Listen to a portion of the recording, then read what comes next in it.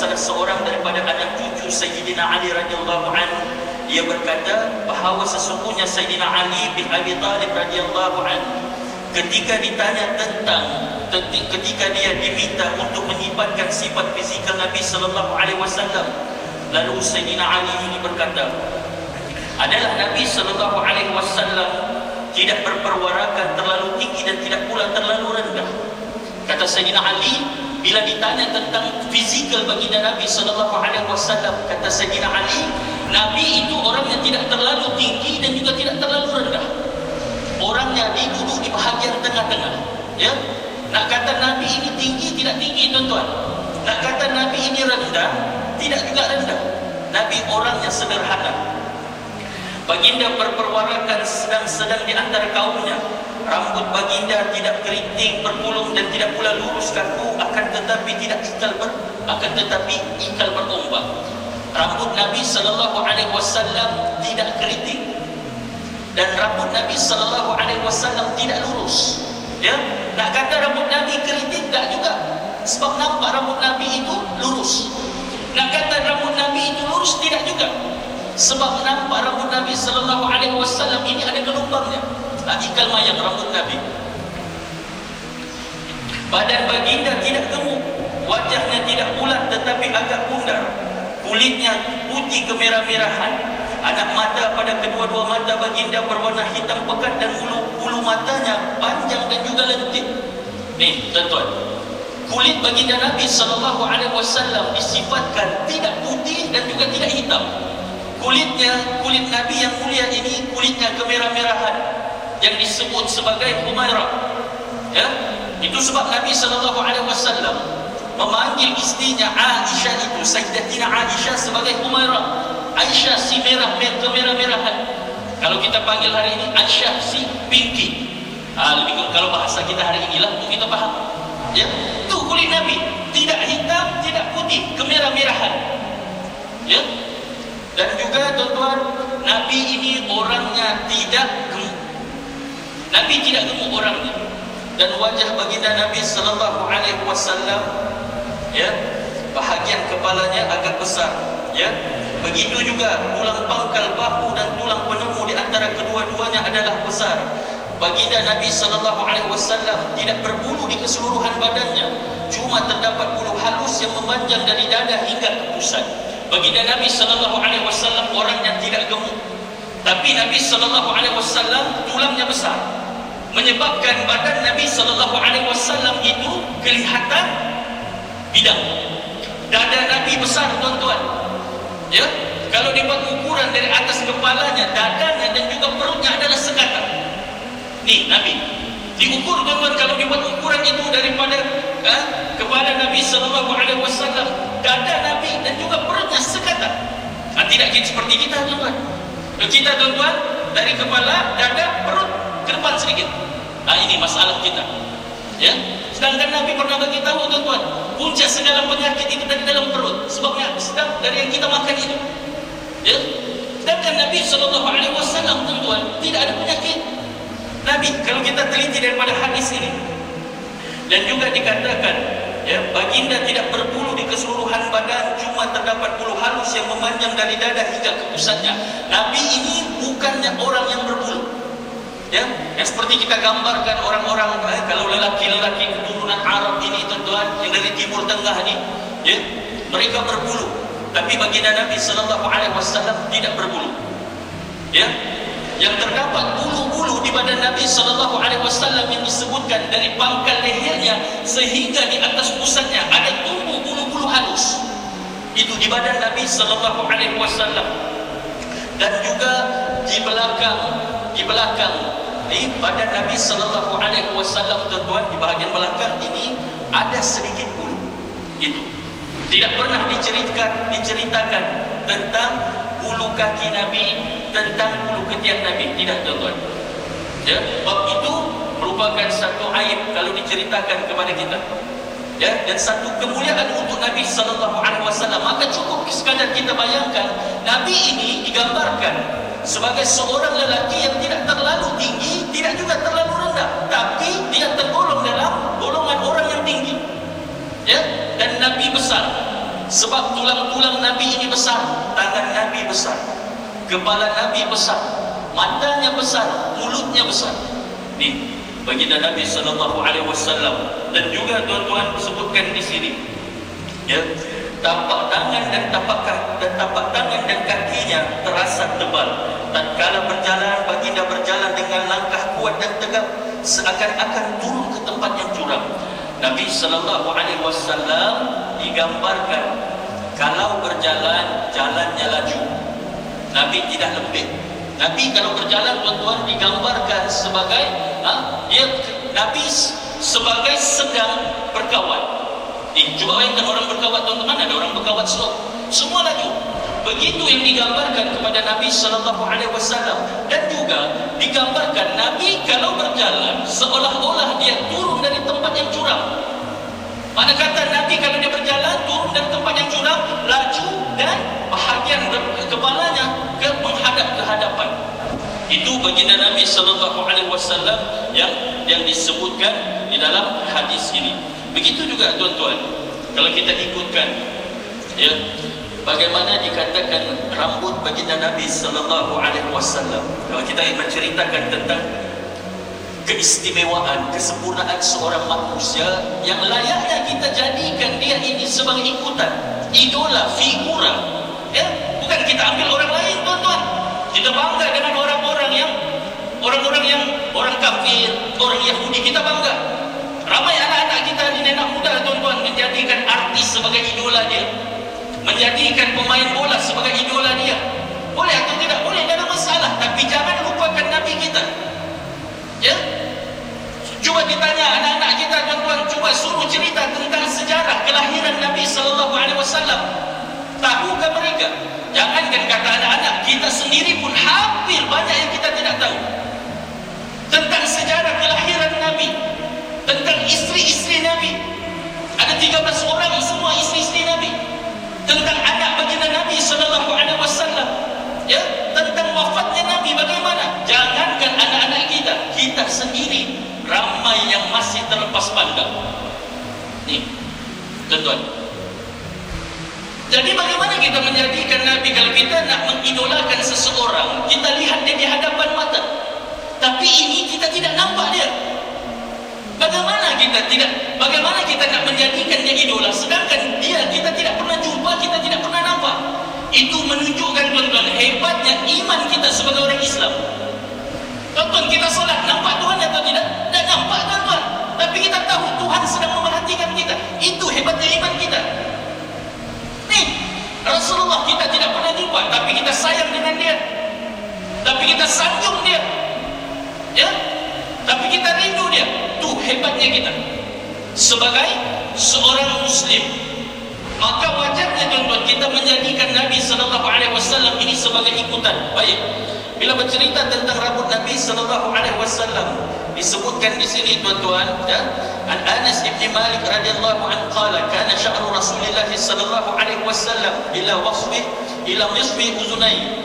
Diriwayatkan daripada Anas bin Malik radhiyallahu anhu bahawa dia berkata, adalah rambut Rasulullah sallallahu alaihi wasallam sampai ke tengah dua telinga baginda. Kiasan kepada nak menunjukkan rambut Nabi sallallahu alaihi wasallam panjang. Rambut Nabi sallallahu alaihi wasallam panjang. Ya, tapi bukan istilah gondrong seperti hal ini, tuan-tuan. Nabi itu panjang rambutnya. Nih, dan disebutkan dalam satu hadis lagi, an Aisyah radhiyallahu anha qalat kuntu aghtasilu ana wa Rasulullah sallallahu alaihi wasallam min ina'in wahid wa kana lahu sya'run fawqa al-jummah wa duna al-wafra. Diriwayatkan daripada Sayyidatina Aisyah radhiyallahu anha, beliau menceritakan, aku mandi bersama Rasulullah sallallahu alaihi wasallam dari satu bekas. Ya, satu hari Sayyidatina Aisyah, isteri ketiga Nabi sallallahu alaihi wasallam, Aisyah isteri ketiga Nabi, ya, mandi bersama Nabi sallallahu alaihi wasallam dalam satu bekas. Ya, mana kata, tuan-tuan, ketika peristiwa ini, ya, Nabi sedang berjunub. Ya, bukan mandi wajib. Nabi sedang berjunub ketika itu, mandi bersama istrinya. Baginda mempunyai rambut atas daripada jummah, yakni tidak mencecah bahu, dan juga bawah daripada wafrah, yakni bawah dari cuping telinga. Baik tuan-tuan, rambut Nabi SAW yang panjang itu dia ada tiga bahagian. Rambut Nabi ini ada 3 bahagian. Yang pertama dipanggil sebagai rambut limah, iaitu membawa maksud rambut yang melepasi 2 telinga sama ada mencecah bahu ataupun tidak. Di rambut limah, rambut Nabi SAW melepasi telinganya, ya, itu rambut limah Nabi SAW. Kemudian rambut jumah. Bila rambut Nabi itu panjang sedikit tuan-tuan, ya, rambut panjang tadi itu yang melepasi telinga, rambut Nabi ini kadang-kadang akan sampai ke tahap bahunya, ke paras bahu Nabi. Mana kata rambut Nabi panjang. Kemudian tuan-tuan, bila Nabi SAW, ya, memotong ataupun mengkeratkan sedikit rambutnya, ya, itu dipanggil rambut wafrah baginda Nabi SAW, yang mana kedudukan rambut itu berada di atas daripada bahu dan juga di bawah sedikit daripada telinga baginda Nabi SAW. Itu rambut Nabi SAW, tuan-tuan. Yang mana tuan-tuan, kalau kita hari ini nak berrambut panjang, tuan-tuan pastikan, ya, rambut kita kemas. Sebab Nabi SAW sentiasa meminyaki rambutnya. Nabi akan sentiasa meminyaki rambutnya. Rambut Nabi SAW, Nabi ini tuan-tuan, ya, dan kalanya Nabi akan, istilah kita, sisir rambut. Nabi akan sikat rambutnya ke belakang. Kemudian Nabi akan membelah tengahkan rambutnya. Dan kadang-kala Nabi ini akan buat rambutnya belah ke kanan. Dan kadang-kala Nabi SAW akan membelah ke kiri rambutnya. Mana-mana pun boleh, asalkan kemas.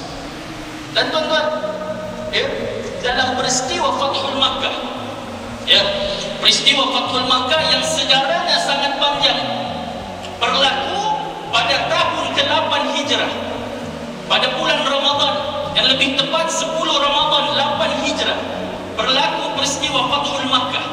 Di mana ketika itu tuan-tuan, setahun sebelum peristiwa Fathul Makkah berlaku, Nabi SAW bersama dengan para sahabat kaum muslimin bertolak dari Madinah nak menunaikan umrah ke Mekah. Mereka, Nabi SAW berniat di Bir Ali. Hari ini kita semua tuan-tuan yang menunaikan umrah bertolak dari Madinah akan berniat di Bir Ali. Dari Bir Ali tuan-tuan, Nabi memasuki Mekah setahun sebelum peristiwa Fathul Makkah. Dihalang baginda Nabi SAW, dihalang masuk oleh Abu Sufyan. Abu Sufyan ini pembesar Mekah ketika itu. Dihalang, Nabi tidak dapat masuk, ya. Kemudian tuan-tuan, disuruh Nabi SAW ini, ya, untuk mematuhi perjanjian Hudaybiyah. Ada beberapa perkara perjanjian Hudaybiyah, ya. Kalau Nabi nak masuk, tapi perlu kepada perjanjian Hudaybiyah. Nabi SAW memutuskan Sayyidina Utsman masuk bertemu dengan pembesar-pembesar Quraisy ketika itu. Masuk Sayyidina Utsman tuan-tuan, ya. Bila masuk Sayyidina Utsman ke kota Mekah, dapat berita, kabar berita tuan-tuan, ya, kabar angin, Sayyidina Utsman dibunuh.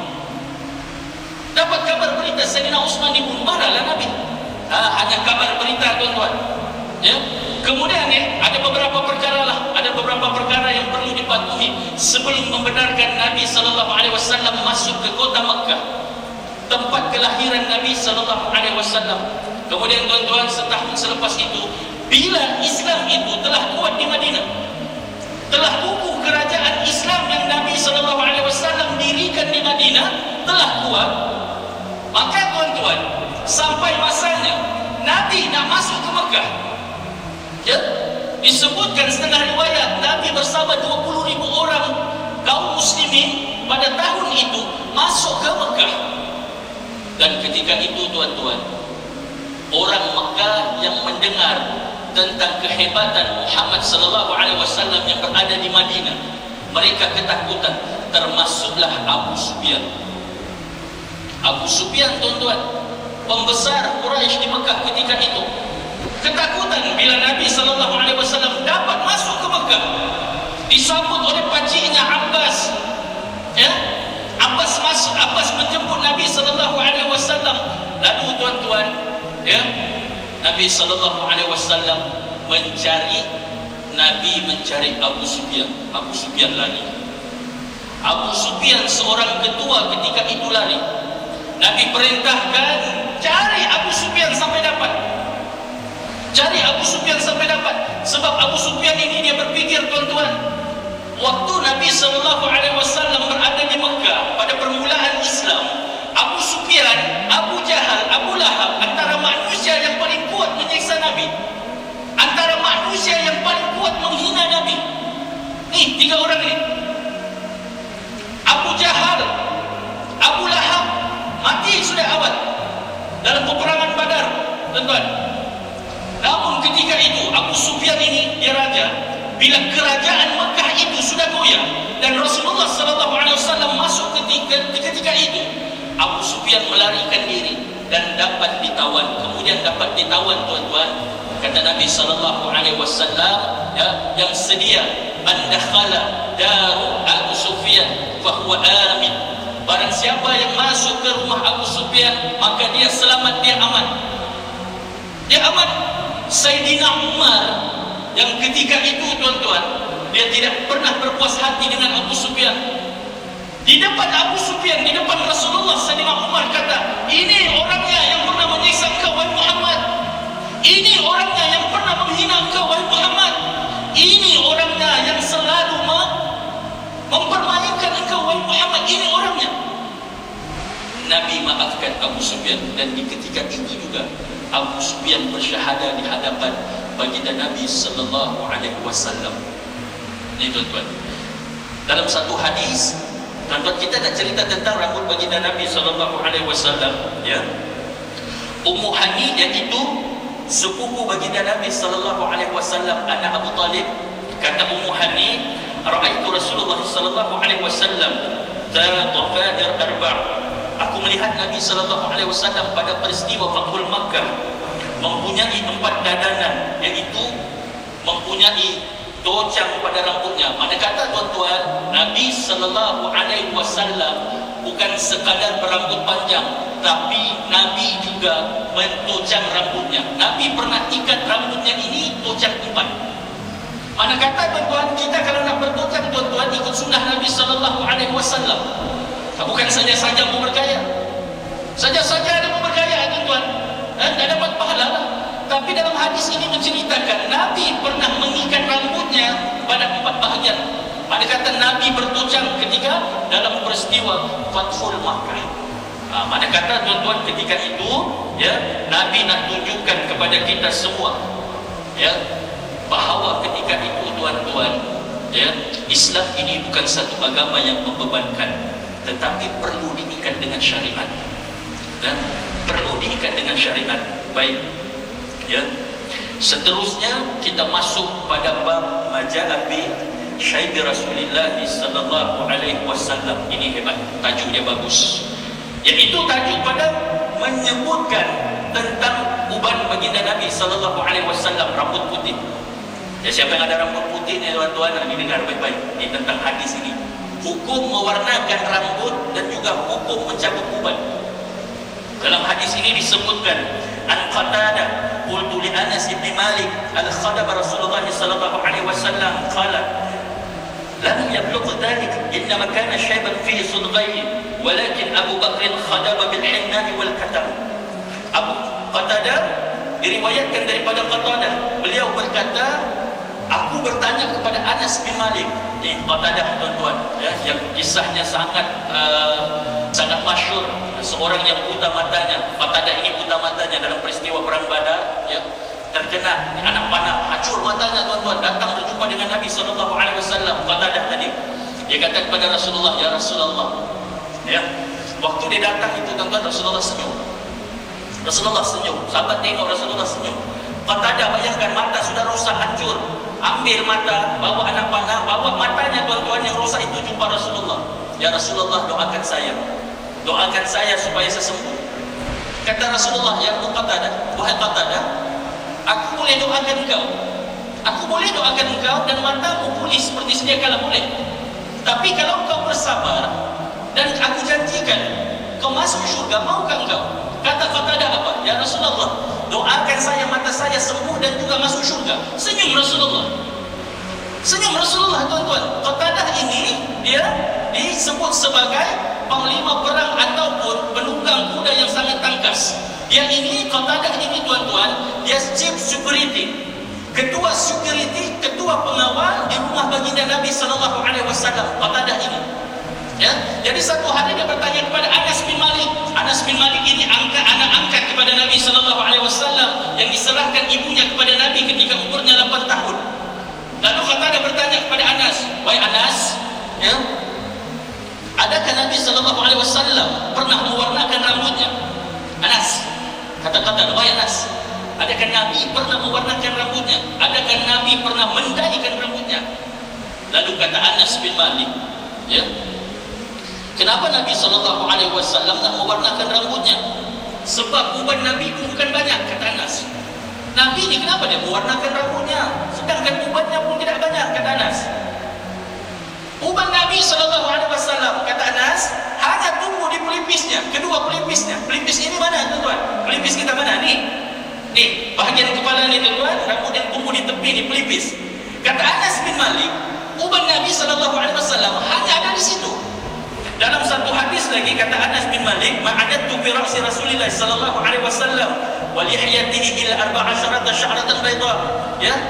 Aku nampak uban Nabi ini paling banyak pun, kata Anas bin Malik, 14 helai yang ada di rambutnya. Kata Anas bin Malik, Rasulullah bukan banyak uban. Paling-paling pun Rasulullah hanya ada 14 helai uban yang ada di rambutnya, itu pun di kedua pelipisnya.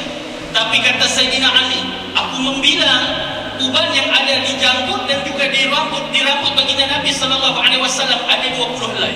Mana kata Nabi tidak banyak ubannya. Ni kata Qatadah kepada Anas tadi. Tapi kata Anas, Nabi bikin apa Nabi mewarnakan rambutnya sedangkan ubannya tidak banyak? Tapi kalau Abu Bakar, kata Anas, kalau Abu Bakar dia selalu mewarnakan rambutnya sebab dia beruban, banyak ubannya. Dia mewarnakan rambutnya dengan al-hinnah wal katam. Hinnah ini inai, tuan-tuan. Inai dan juga katam. Katam ini sejenis rumput, apabila kita perang, kita proses, dia berwarna hitam kemerah-merahan. Macam dakwan. Mana kata, tuan-tuan, hukum mewarnakan rambut dibolehkan. Dia bukan haram mewarnakan rambut ini. Al-aslu fil asya' al-ibahah. Itu konsep dia. Asal mewarnakan rambut, tuan-tuan. Lepas ni kita, tuan-tuan, lepas habis sembahyang Jumaat ini kita yang berada di Masjidil Kausar ni, carilah selum, tuan-tuan, warnakan rambut, tak ada masalah. Yang menjadi masalah pewarna yang digunakan. Pewarna yang digunakan, kalau kita menggunakan henna ataupun inai ataupun katam, boleh. Yang menjadi masalah pewarna itu, kandungan pada pewarna itu yang mengandungi lemak haiwan. Lemak haiwan ini najis, yang kebanyakan orang gunakan hari ini, dia najis. Untuk menyebabkan rambut itu lama, warna dia kuning itu bertahan lama, tuan-tuan, terpaksa ambil lemak haiwan tadi. Ini yang menjadi najis. Maka tidak sah segala amalan. Kalau nak warnakan rambut, tuan-tuan, carilah, ya, balik rumah nanti tanya kita punya orang rumah, ada NGV warna hijau, warnakan, tuan-tuan. Belum tanya pengkuang, tapi ustaz mengajar di masjid, dia kata boleh warnakan rambut. Boleh, tuan-tuan, tidak ada masalah. Baik, hukum mewarnakan uban. Hukum mewarnakan uban tadi, tuan-tuan, dalam peristiwa Fathul Makkah, ya, dibawakan kepada Nabi sallallahu alaihi wasallam Abu Quhafa. Abu Quhafa ini, tuan-tuan, Nabi kenal. Siapa Abu Quhafa? Abu Quhafa adalah ayah kandung kepada Sayyidina Abu Bakar. Dibawakan kepada Nabi dalam peristiwa Fathul Makkah. Terkejut Nabi melihat perubahan Abu Quhafa itu. Terkejut Nabi tengok Abu Quhafa. Kenapa Nabi terkejut, tuan-tuan? Sebab rambut Abu Quhafa itu dia beruban putih, penuh rambutnya dengan rambut putih. Abu Quhafa ini terkejut Nabi sallallahu alaihi wasallam. Lalu Nabi sallallahu alaihi wasallam perintahkan kepada para sahabat. Kata Nabi kepada para sahabat, "Khairu hada bi syai'in wajtanibus sawad." Ya, tolong suruh dia ubah rambutnya. Warnakanlah rambutnya dengan apa saja warna. Wajtanibus sawad, kecuali hitam, kata Nabi. Mana kata, tuan-tuan, kalau nak mewarnakan rambut uban kita, tuan-tuan, nak warnakan warna kuning, silakan. Nak warnakan dengan warna merah, silakan. Nak warnakan dengan warna perang, warna coklat, silakan. Wajtanibus sawad, tetapi jangan warna warnakan menjadi hitam semula, hukumnya haram. Maka jangan warnakan uban dengan warna hitam. Nih tuan-tuan, ada di antara kita nih tuan-tuan, dia masih mewarnakan rambutnya dengan warna hitam. Kalau nak tahu sebelum ini tidak ada masalah. Ini sudah tahu tuan-tuan, jangan warnakan dengan warna hitam semula. Di kalangan ulama-ulama dalam mazhab Syafi'i mengharamkannya sebab dia merupakan satu pembohongan. Ya, begitu juga tuan-tuan, orang yang membuat sejerit dia punya pembedahan plastik itu juga haram sebab berlaku penipuan di situ, kezaliman terutamanya pada dirinya. Ya, dan kata Nabi sallallahu alaihi wasallam, "Khayru hadha min syai'in wa la tashabbah al-yahud." Ya, ubahlah rambutnya dengan warna apa sekalipun, wa la tashabbah al-yahud, dan tetapi jangan menyerupai orang-orang Yahudi. Jangan kita menyerupai orang Yahudi. Maksud kata tuan-tuan, ketika itu bagaimana fashion orang Yahudi tuan-tuan? Orang Yahudi itu yang rambutnya tuan-tuan di sini tebal, di sini dia cukur sedikit, ada bentuk-bentuk tu. Yang kita panggil sebagai apa? Kita panggil sebagai fazalah. Rambut itu yang tebal di sini tuan-tuan, di sini dia cukur, di sini tebal, di sini ada sedikit dia cukur sedikit. Ini yang dilarang oleh baginda Nabi sallallahu alaihi wasallam. Berkenaan dengan uban, Nabi sallallahu alaihi wasallam beritahu, wala tantibu syai', jangan kamu cabut uban kamu. Tetapi larangan Nabi sallallahu alaihi wasallam menurut kata Al-Imam An-Nawawi, larangan ini bukan membawa maksud jatuhnya hukum kepada haram, tetapi makruh. Kerana apa Nabi sallallahu alaihi wasallam melarang kita mencabut uban ini? Kerana tuan-tuan, Nabi sallallahu alaihi wasallam sebutkan syaib ini dia akan menjadi nur, dia akan menjadi cahaya kepada kita pada hari kiamat. Umat Nabi sallallahu alaihi wasallam akan mengenali kita melalui uban. Melalui uban, tuan-tuan. Maka siapa yang beruban, kalau nak cabut itu tuan-tuan, fikir-fikirlah dahulu. Fikir-fikirlah dahulu. Dan terakhirnya tuan-tuan, sebelum kita menutup kuliah pada pagi ini, ya, kita sentuh berkenaan celak mata baginda Nabi sallallahu alaihi wasallam, sunnah yang sangat dilupakan. Celak mata. Bagaimana hari ini orang bercelak tuan-tuan? Maka rata-rata orang yang bercelak hari ini tidak mengikut sunnah baginda Nabi. Nih, dalam hadis disebutkan Ibn Abbas radhiyallahu anhu, anna Nabi sallallahu alaihi wasallam qala, "Iktahilu bil ismi فإنه يجل الأبصار وينبت الشعر." وزعم أن النبي صلى الله عليه وسلم كانت له مكحلة يكتحل منها كل ليلة 3 في هذه و3 في هذه. Ibnu Abbas radhiyallahu anhuma meriwayatkan bahawa Nabi sallallahu alaihi wasallam pernah bersabda, "Bercelaklah kamu dengan ismit kerana ia menerangkan penglihatan serta menumbuhkan bulu pada mata kamu." Menurut Ibnu Abbas, baginda Nabi sallallahu alaihi wasallam memiliki satu alat bercelah yang digunakan untuk memakai celah pada setiap malam, iaitu di mana Nabi sallallahu alaihi wasallam akan memakai celah itu pada 3 calitan di sebelah mata kanannya dan juga 3 calitan di sebelah mata kirinya. Mengikut syarahnya tuan-tuan, ya, Ibnu Abbas kata Nabi sallallahu alaihi wasallam, ya, mempunyai satu celah, ya, yang diperbuat daripada batu ismit. Batu ismit yang telah dileburkan dan juga menjadi serbuk. Nabi memakai celah pada setiap malam sebelum tidur. Ini sunnahnya. Kalau kita pakai celah bila tuan-tuan waktu mau jalan, Nabi pakai celah sebelum tidur dengan cara Nabi membuat celahnya itu dengan 3 calitan sebelah kanan dan 3 calitan sebelah kiri. Mana kata tuan-tuan, Nabi akan memulakan celahnya tuan-tuan, Nabi akan memulakan celahnya dari sini, dari matanya ini membawa ke hujung sekali, bermula daripada sebelah kanan. Kemudian dari hujung ini tuan-tuan membawa kepada tempat permulaan tadi 2 kali, dan juga dari sini ke sini. Ini sunnah Nabi. Nabi buat 3 kali. Dan kata Ibnu Abbas, Nabi selalu membuat, ya, dengan kiraan yang ganjil, 1, 3, 5, 7, 9. Sebab apa Nabi sallallahu alaihi wasallam memakai celah sebelum tidur tuan-tuan? Sebab apa tuan-tuan? Dia dia ada cerita di sebaliknya ataupun ada hikmah di sebaliknya.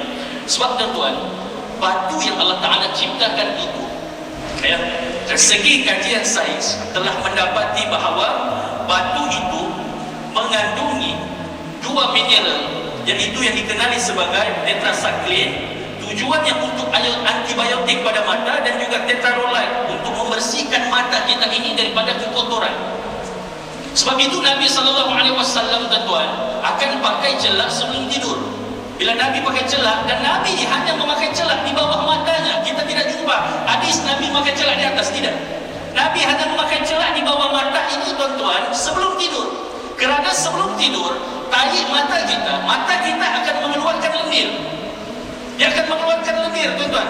Bila lendir ini dia terkena daripada celak tadi, batu ismit tadi, yang mana batu ini ada kandungan tetrasaklin dan juga tetralolide yang merupakan antibiotik pada mata, ya. Bila cecair itu terkena dengan ismit tadi, kandungan batu tadi, kemudian dalam masa kita tidur itu 3 atau 4 jam, ia akan bertindak balas.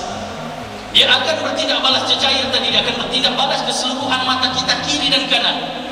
Kemudian bila bangun daripada tidur, Nabi membasuh mukanya, mengambil wudu, dan disitulah sebenarnya letaknya ubat pada mata yang kita letak celak.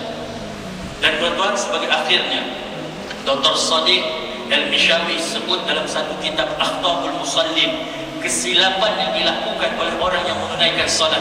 Ada 70 perkara yang disenaraikan oleh Dr. Sadiq Mishawi ini.